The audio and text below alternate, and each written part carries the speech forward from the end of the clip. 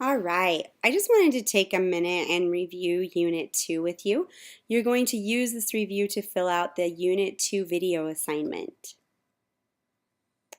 All right, in Unit 2, we are going to be focusing more on forces. So in Unit 1, you learned about speed and acceleration, and now we're going to talk about what things affect speed and acceleration.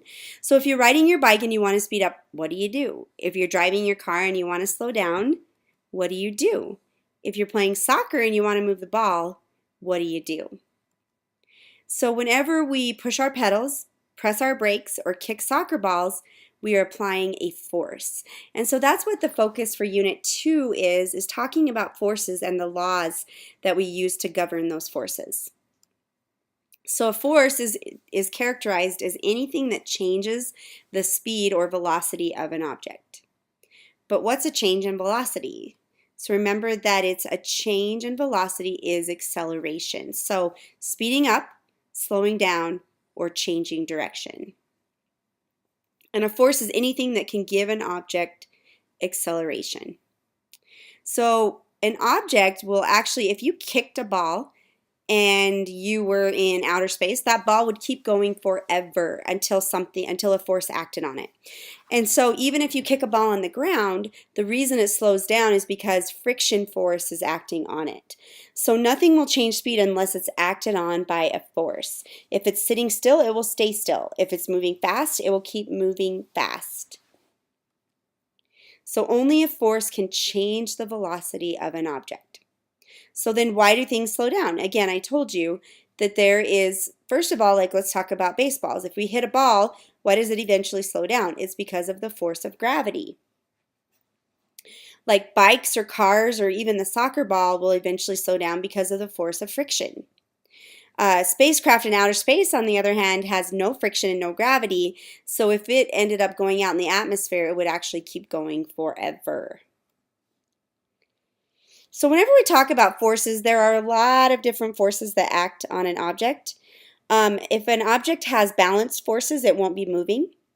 If an object has unbalanced forces, then it will be moving in some direction. It can also stop moving, or it can also change direction. So an example of a balanced force would be a ship floating on the water.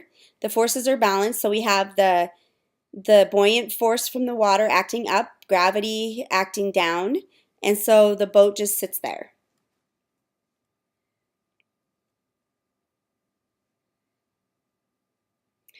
Another example is a vase on a table.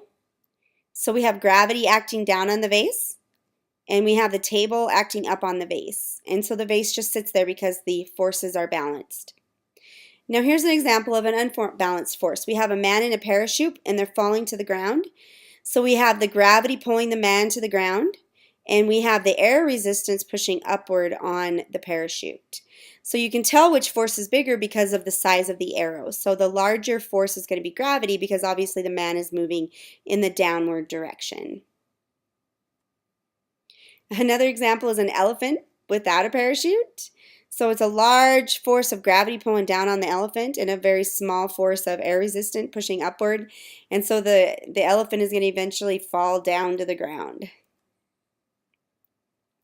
Another example is a magnet. We have a magnetic force pulling the paperclip towards the magnet, and we have gravity pulling the paperclip to the ground. And obviously the magnetic force is bigger because we can see that demonstrated in the arrow.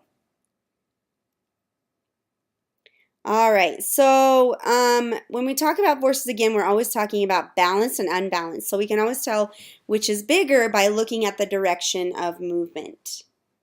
So a specific type of force that you're going to learn about is friction force. And so friction is usually a force that occurs between two objects that are moving on top of each other. So basically, like when we rub our hands together, when we use our tires, these are two objects that are moving along and are coming in contact. So the smoother the object, the less friction there is. The rougher the object, the greater the friction.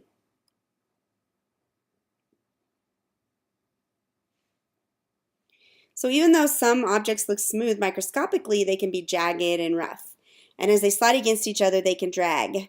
So there are four main types of friction. There's static friction, when objects aren't moving.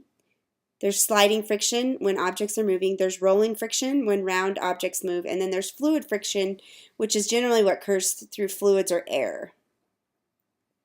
But friction is not necessarily a bad thing. It can be a good thing, right? I mean, if you're walking, it's what keeps you from falling down on your face.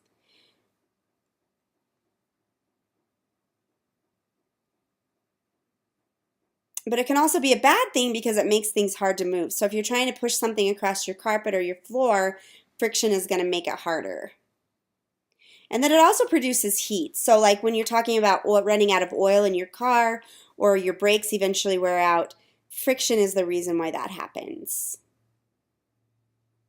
We measure friction using a Newton meter, and the units of friction are the Newton, which is represented with an N.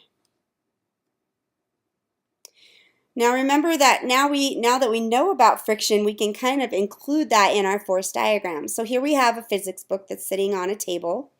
We have the force of gravity pushing down on it. We also have the force of the table pushing up. But now we can look at the friction force, which is acting to keep it from moving. Even if we wanted to push the book, we would have to overcome that friction force.